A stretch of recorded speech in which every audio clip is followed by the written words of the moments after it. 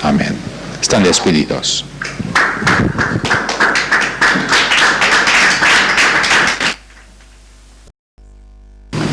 Señor, pedimos que esta noche nos dará de nuevo luz con respecto a tu palabra preciosa, cómo aplica a nuestras vidas, cómo realmente puede tener efectos en nuestro destino eterno y cómo podemos dejar que por medio de tu Espíritu algo pasa que simplemente por medio de estudio intelectual nunca podría pasar. Bendice cada uno, da concentración, pedimos en el nombre de Jesús. Amén. 1 Timoteo, capítulo 2.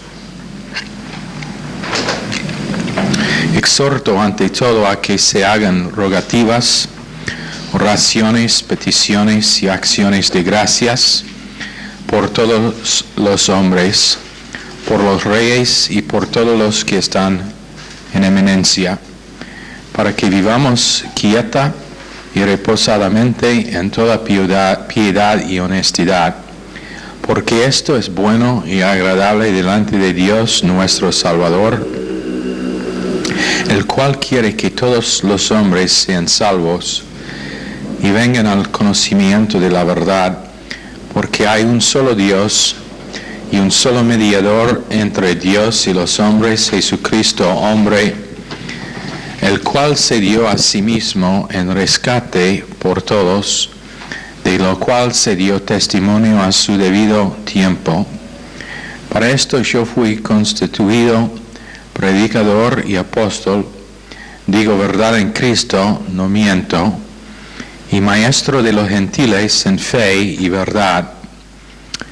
Quiero pues que los hombres oran en todo lugar, levantando manos santas, sin ira ni contienda. Tenemos que entender esta noche que tenemos dos sistemas impresionantes. Número uno, el gobierno de Dios. Y número dos, el reino de Satanás.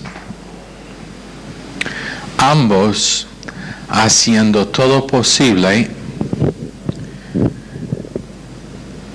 para ganar las vidas de jóvenes, de adultos, de niños, ambos intentando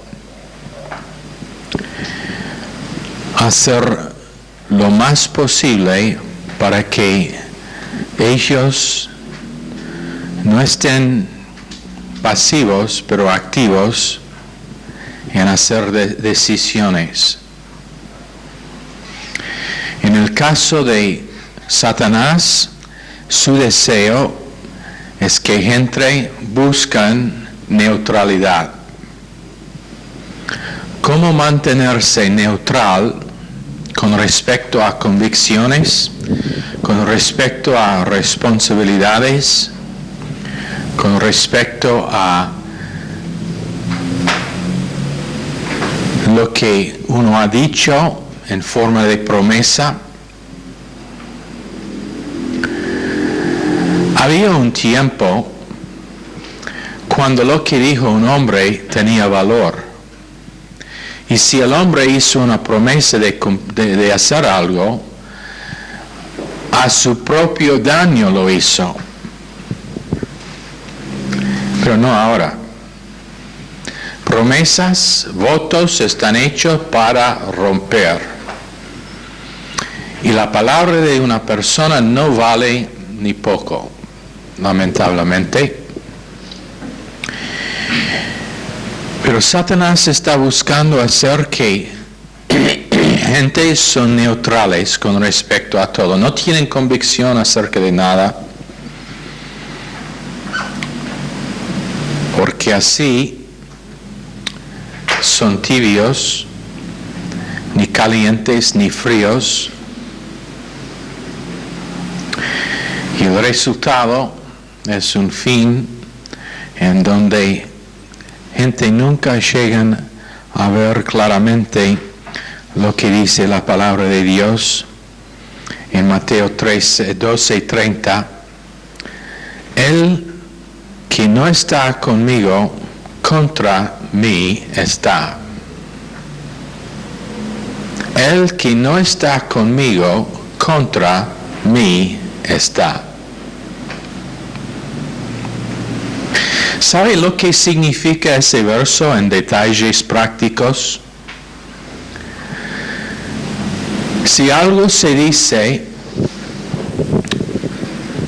en un mensaje en el púlpito y tú no puedes decir de corazón amén, amén, verdad, eso es para mí. Si no puedes decir con convicción que eso es lo que debe hacer, no es conmigo, hablando de cualquier púlpito, pero contra mí es.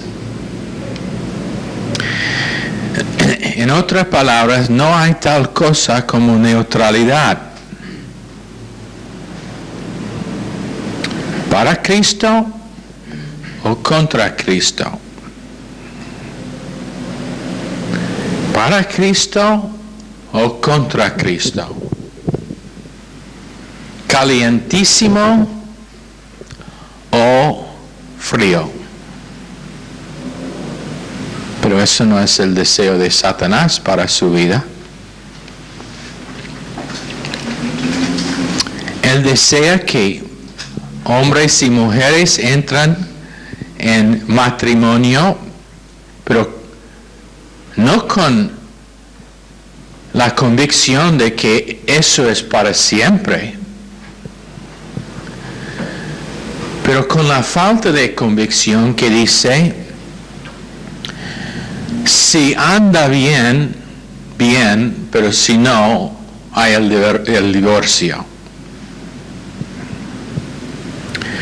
Su deseo con respecto a trabajo es, hago lo suficiente para recibir mi sueldo y nada más.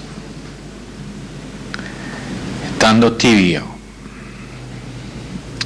Pero tenemos solamente una vida en este universo, en la tierra, y nuestros días están nombrados.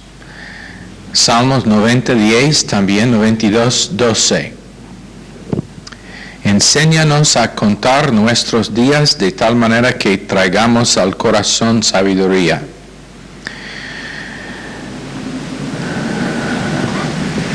Y mientras que todavía somos vivos, nuestros días tienen un número.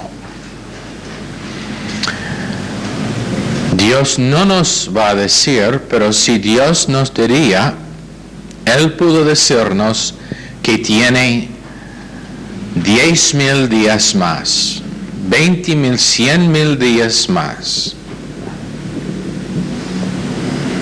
Exactamente el número que tenemos.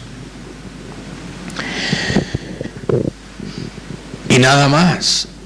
Cuando llegamos al fin de esos días, no estarán más. Ahí es el fin de la vida. Entonces, cada día, cada momento, cada hora, tiene un valor en que debemos aplicar nuestra esfuerzo por medio de gracia, por medio del hecho que Dios está dentro, pero a poner en marcha lo que es que estamos recibiendo, usando el tiempo que tenemos lo más responsablemente posible. Con su omnipresencia es en todo lugar, inclusive su corazón, para saber sus pensamientos más íntimos. ¿Está cómodo con ese hecho?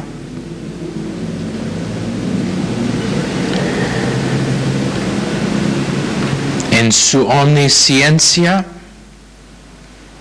Él sabe nuestros pensamientos de lejos.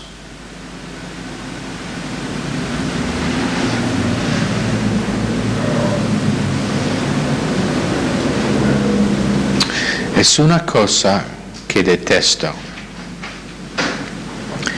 Y es cuando una persona hace una promesa, pero ni tiene la primera idea de cumplir su promesa. Y esa actitud, tarde o temprano, se revela.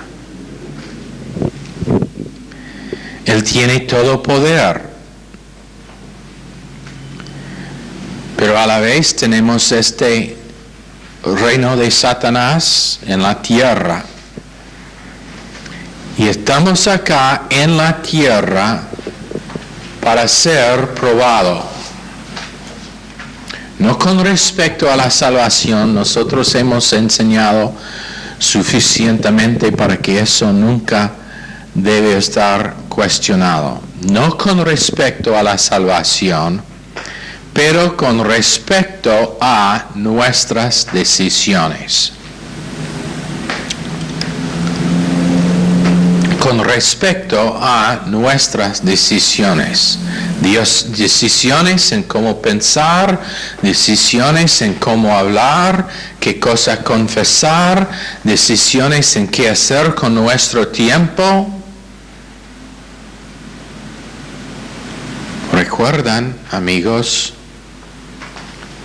Los días están numerados, cada uno cuando llega a su fin, nunca vuelve a ser.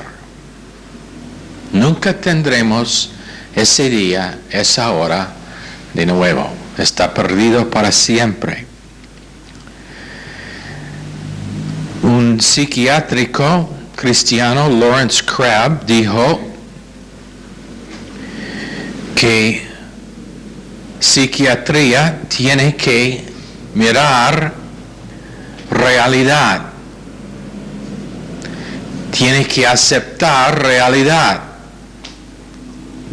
También dijo que cuando alguien vino a su oficina para un consejo, nunca escucharía lo que otros habían hecho contra esa persona.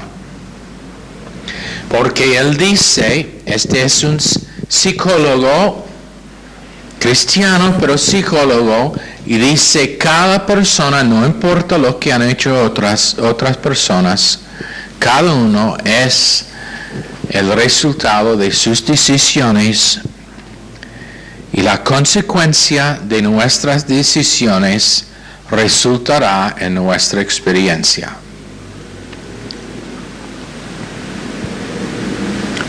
¿Lo crees? Te digo una cosa.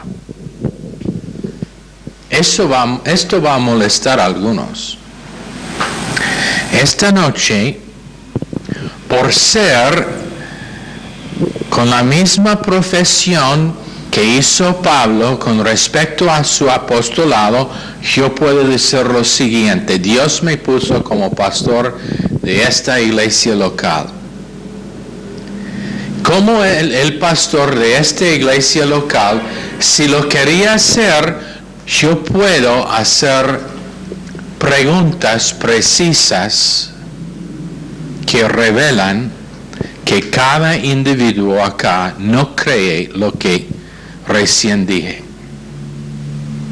que somos el resultado de nuestras decisiones.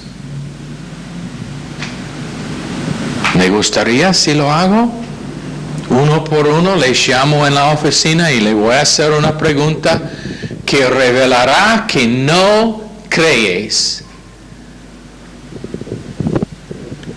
que las consecuencias de su vida resultan en sus decisiones o resultan de sus decisiones. Nuestro gozo, nuestra paz, nuestra alegría, si podemos relajar o si siempre estamos ansiosos, sale de nuestras decisiones. Nuestro éxito en negocio para hombres de negocio resulta de nuestras decisiones. Nunca en lo que han hecho gente contra nosotros. Y aún más para el creyente, porque Dios apoya la decisión positiva y correcta del creyente.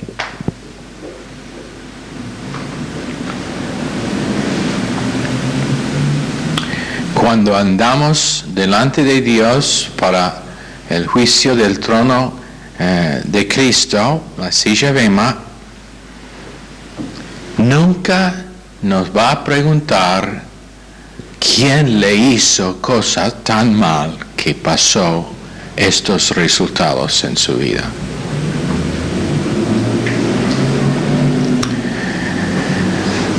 Por eso, el Señor Jesucristo, por medio de Moisés, en Deuteronomio 30, 15, 19, dijo: yo he puesto delante de ti vida y muerte, bendición y maldición. Escoge vida y vive. Estoy grabando este día en el cielo lo que es que están eligiendo, la decisión que está haciendo. Ese es el principio en esos versos. Voy a anotar, voy a hacer una nota en mi cuaderno que tengo. Eso es el por qué cada creyente en todos los cultos, todos los raps, todas las clases deben estar apuntando notas, porque Dios está haciéndolo. Dios está escribiendo cada vez que nos juntamos para un culto en Malaquías capítulo 3. Está recordando quién está allá, si estuvo prestando atención, sabe lo que son los pensamientos, si su mente está enfocada o no. Está notando lo que el pastor predica, si es correcto, si es conforme a gracia y todo el consejo de las escrituras o no. Está haciendo notas. Y sus notas son: ¿qué decidiste hoy? ¿Qué son las decisiones que hizo hoy? Decisiones que resultan en una vida fructífera como creyente, o decisiones que resultan en llegar al fin de su vida y no tener nada que le puede mostrar como el resultado de buenas decisiones. El doctor Charmaine en Viena, Austria, era también un psiquiátrico maravilloso. Psiquiatra, perdón. Y él dijo, si gente entendieron el rescate que Jesucristo pagó,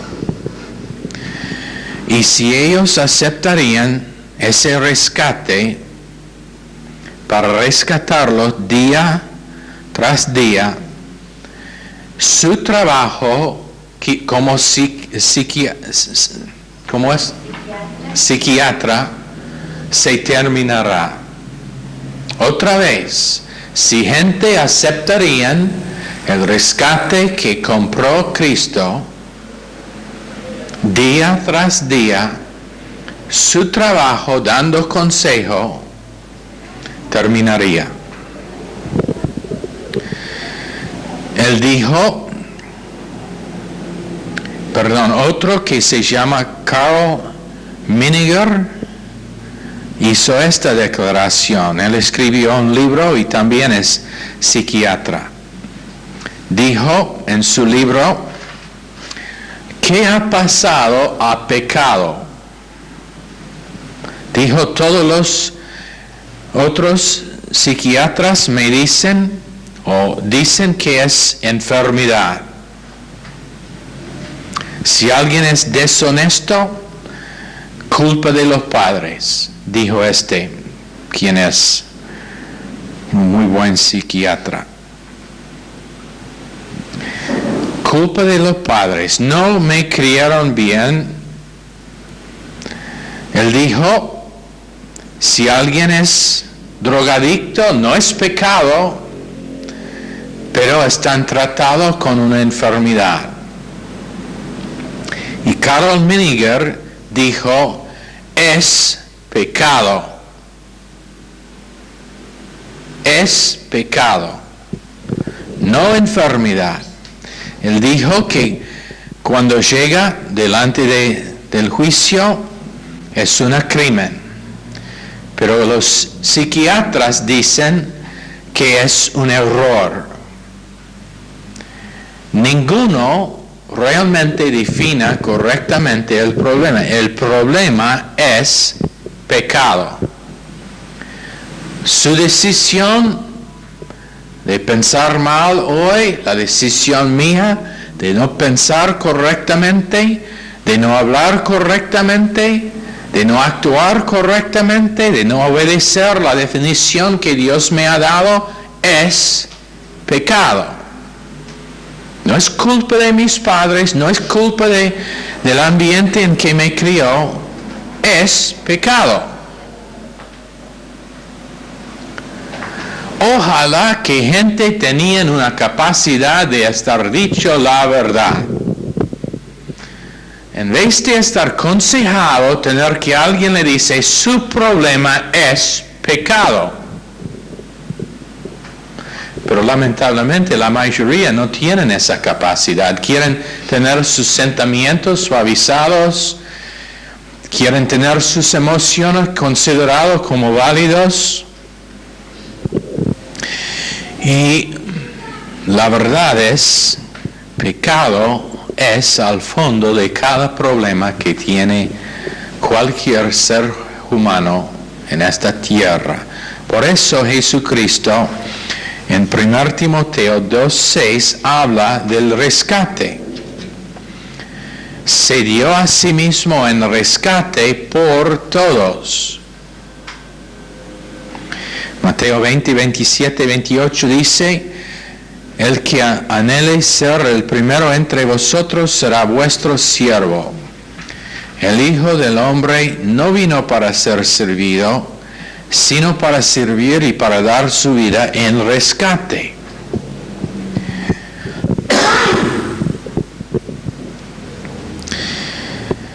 Cada persona anda delante de Dios habiendo tenido que Cristo pagó un rescate por ellos.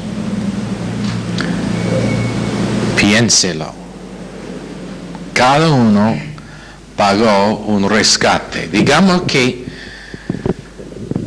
es uno que toma a su hijo y dice, si me da 2 millones de pesos, le devuelvo su hijo. Y cuando el padre lo paga, es el rescate. Esa es una cosa.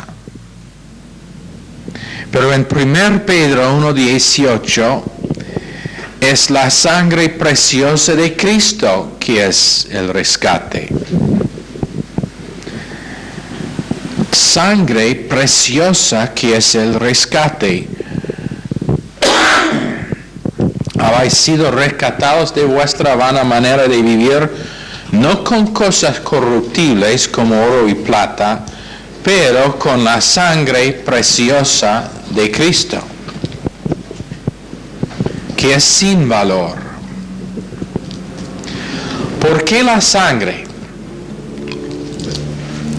¿Por qué la sangre? Porque pecado es en la sangre. El alcohólico necesita el alcohol por causa de su sangre. Su sangre está infectado. El drogadicto necesita más drogas porque su sangre está infectado. Pecado infecta la sangre. Y en Levítico, no solamente que en Levítico 17:11 la vida es en la sangre. Algunos dicen que eso es solamente animales. Bueno, si piensa que la vida es en la sangre solamente de animales, vaya al hospital y dona toda su sangre a una persona que la necesita ya. Y veremos si la vida del ser humano es en la sangre o no.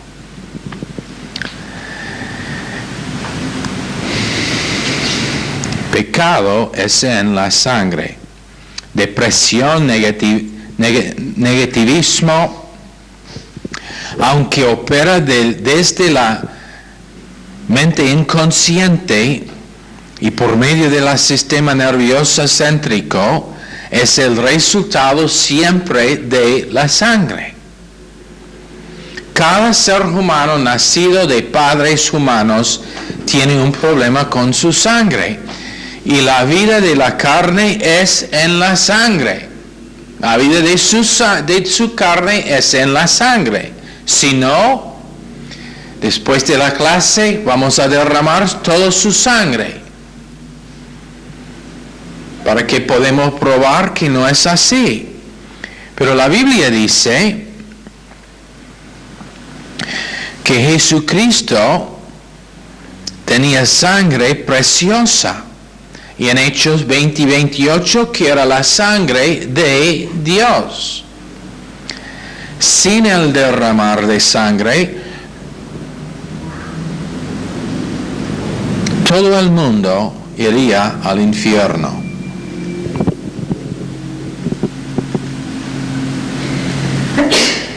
De nuevo, sin derramar su sangre y dar su vida, para satisfacer la santidad y justicia de Dios, cada persona aquí y en todo el mundo iría al infierno. Pero cuando la Biblia nos dice que nos compró para sí mediante su propia sangre en Hechos 20 y 28, esa sangre fue puesto en el lugar santísimo sobre el propiciatorio 7 veces cada año en Levítico 16. Sangre tenía que estar derramado del sustituto que era un animal, porque el animal no tenía pecado en su sangre, pero no era un sustituto perfecto porque no era sangre humana. Todavía se necesitaba sangre.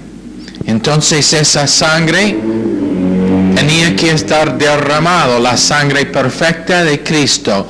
Y si sea 2 millones de pesos, 5 millones de pesos, 10 millones de pesos, nunca vale el valor de la sangre de Jesucristo, que fue pagado para rescatar cada persona. La sangre de Cristo, y eso es el precio para rescatar cada individuo. Moneda, dinero nunca sirve. Ninguna cantidad. Siempre para rescatar a la persona era necesario derramar sangre. Eso es el porqué en 1 Juan 5:12, el que tiene al Hijo tiene la vida. El que no tiene al Hijo de Dios no tiene la vida.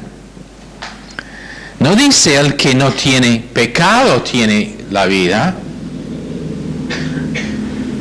Dice el que tiene al Hijo tiene vida. Soy salvo, estoy santificado, seguro. Y alguien quien es perfecto dejó su hogar perfecto en el cielo donde reinaba durante la eternidad pasada por un propósito solo: ir a la cruz y derramar la sangre perfecta para mí y rescatarme. Piénselo, si tú eres el único en la tierra, Cristo vendría para rescatarla y derramar su sangre.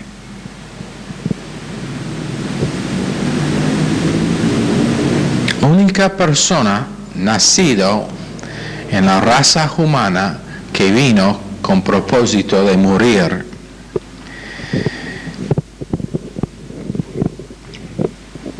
Y la cuestión es qué es nuestra relación con respecto al Hijo. ¿Qué es la relación con respecto al Hijo? Porque aunque al fondo de cada problema es pecado, el pecado está solucionado cuando la relación con Cristo es correcto. Lo pensamos de esta forma. Los científicos nos dicen lo siguiente: si había una sinfónica y están tocando sus instrumentos todos profesionales, todo en armonía perfecto, y uno de las personas en esa orquesta toca una nota mala, ese sonido va a seguir para siempre. Va a seguir para siempre. Pase por el espacio y vive y viaja, y todavía esa nota mala es en existencia, aunque no lo oímos, todavía existe. Es años y años después de que pasó. Eso es lo que dicen los científicos. Entonces, en la orquesta de nuestras vidas tenemos un pecado que resulta en efectos, que sigue teniendo efectos para años y años. Eso es el porqué el pecado de los padres vuelve a ser el pecado de los hijos. Y la única forma en que puede cambiar eso es si alguien escribe y toca una sinfonía nueva.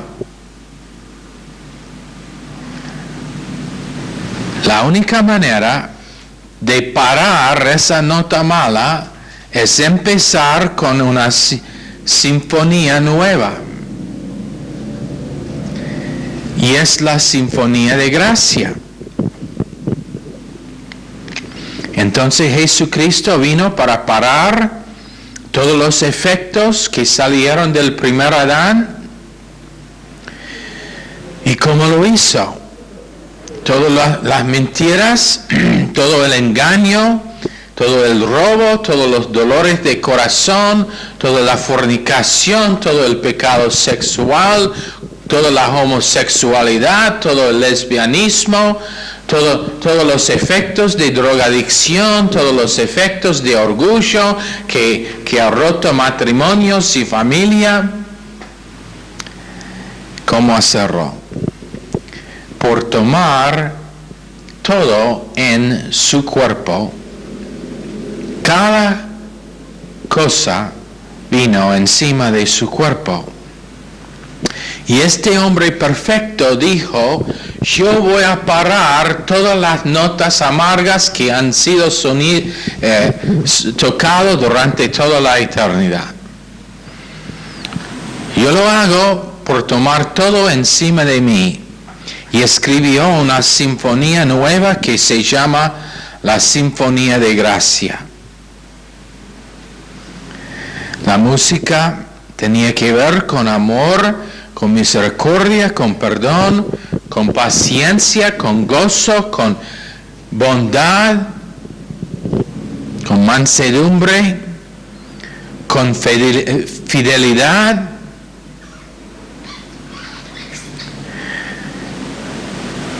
Y él paró todas las notas amargas que han sido tocadas. Sonido es una cosa maravillosa. En Calvario había el sonido de 30 pedazos de plata siendo echado en el templo, cuando dio cuenta a Judas que había traicionado sangre inocente. El sonido de plata. Después en el griego es claro que pasó en Juan 18 cuando los soldados vinieron guiados por Judas para tomar preso Jesús. Judas vino y lo traicionó con un beso. Y los cerca podrían oír ese beso. Pero también cuando Jesús fue al jardín de Getsemaní, pasó donde habían guardado todos los animales que se usaron para los sacrificios. Entonces, el sonido de los animales que representaban el Cordero de Dios. Después, el sonido del beso. En Salmos 22, Mateo 26, el sonido de un martillo clavando las manos preciosas de Jesucristo, los pies hermosos que vinieron para anunciar el Evangelio, clavándolos a la cruz.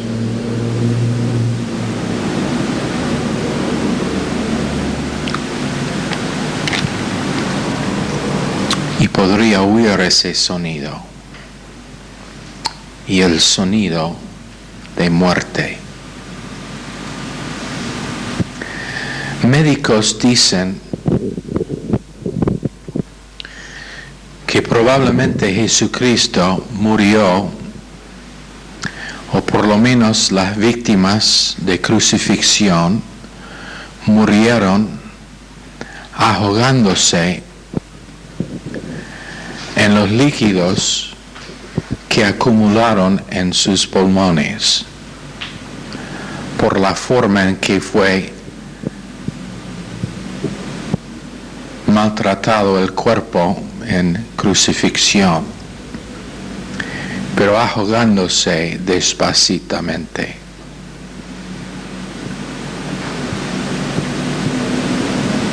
No sé si una vez has estado con alguien que es cerca a muerte, pero el sonido le afecta. Cada respiro tomado con dificultad.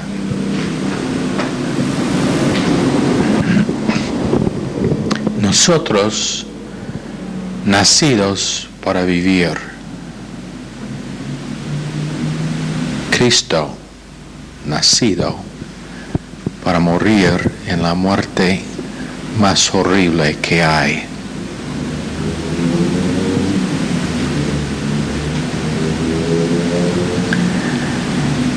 Como carpintero, había muchas veces cuando yo golpeaba un dedo y dolía. A veces dolía tanto que todo el brazo dolía. Pero nunca pude imaginar qué significaría tener que un clavo penetraba la mano.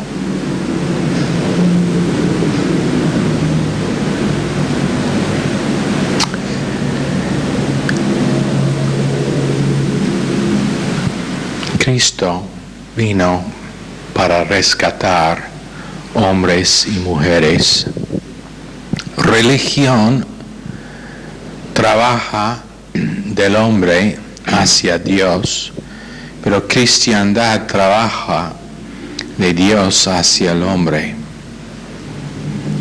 Religión busca cómo satisfacer un Dios santo, pero cristiandad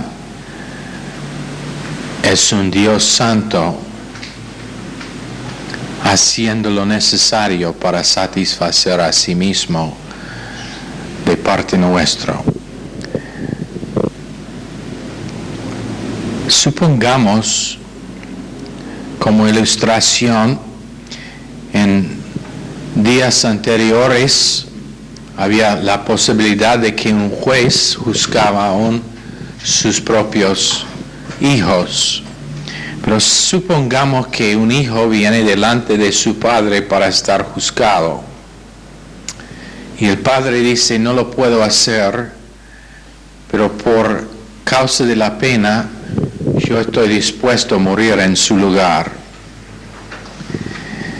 No le puedo dejar morir, pero yo quiero morir en su lugar, como por ejemplo David con Absalom, cuando escuchó la noticia que había muerto Absalom, dijo, Absalom, Absalom, mi hijo Absalom,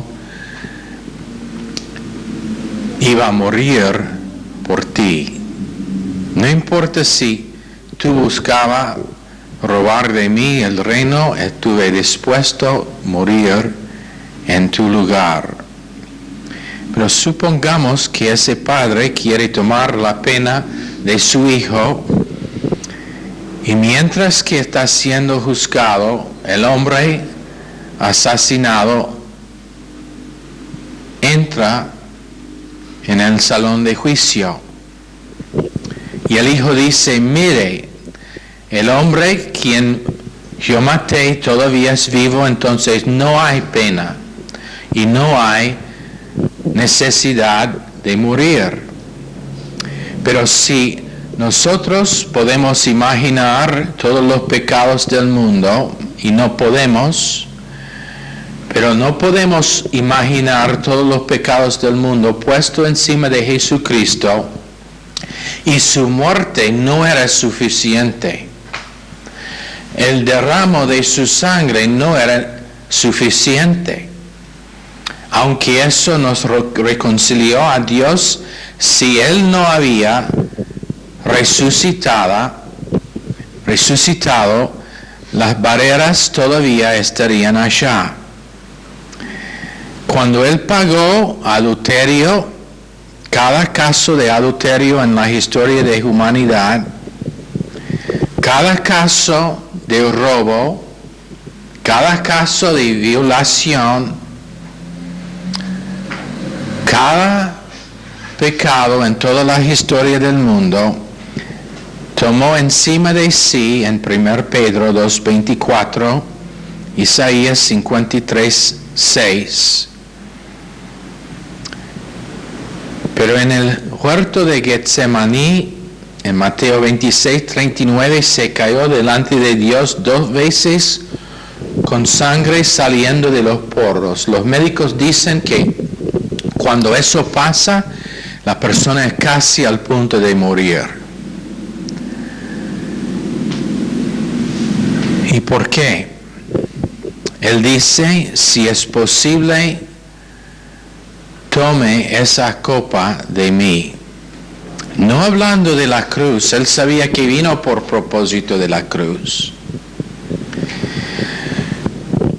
Y también está pensado a veces que él estaba rogando al Señor que Dios no le deja morir antes de la cruz porque tenía todos los demonios de Satanás encima intentando a matarle antes de la cruz, porque si murió Cristo antes de la cruz, su vida, su muerte no sería eficaz en rescatarnos. Entonces algunos piensan que estuvo pidiendo al Padre que no permitiría que muera antes de la cruz, pero la verdad es que estaba rogando su Padre, Padre, la cosa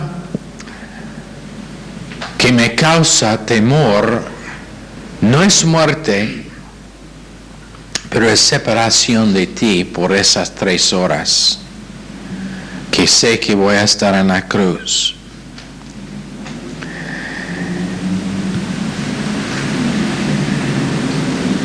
Tenía un temor de la cruz, pero no de la muerte de la cruz. Vino para morir,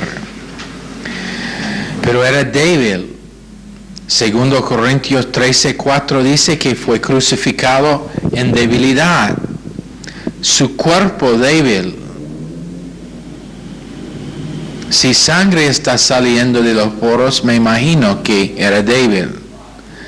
Demonios proyectando que no iba a llegar a la cruz, entonces muy débil, aún más débil que cuando había estado en el desierto tentado por Satanás.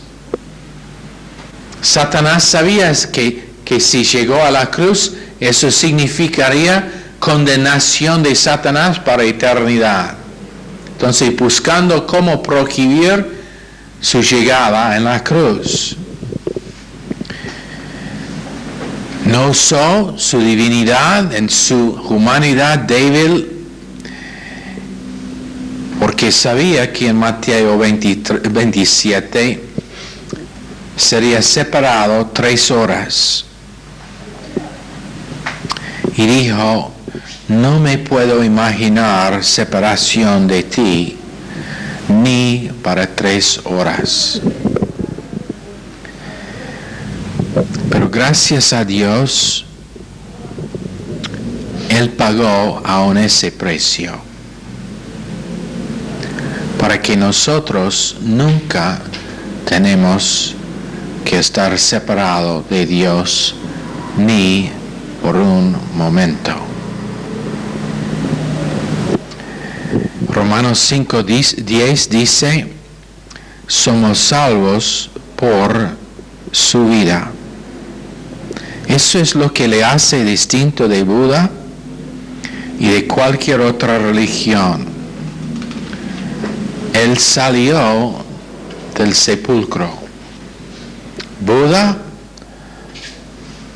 Mohammed, todo hombre, líder religioso, todavía es en su sepulcro, pero Dios no. Y 500 le vieron, dieron testimonio a su resurrección, tocaron su cuerpo resucitado, pasaba por medio de puertas cerradas en 2 domingos y dijo, soy vivo, y empezó una sinfonía, una orquesta nueva, purificándonos por medio de fe.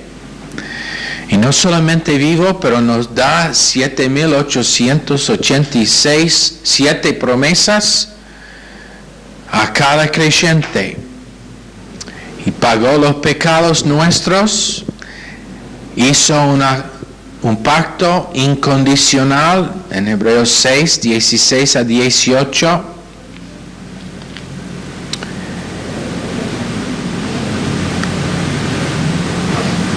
Y es vivo esta noche para que nosotros podamos vivir para siempre. Allí vamos a terminar. Señor, bendice esta clase a cada uno en el nombre de Jesús. Amén.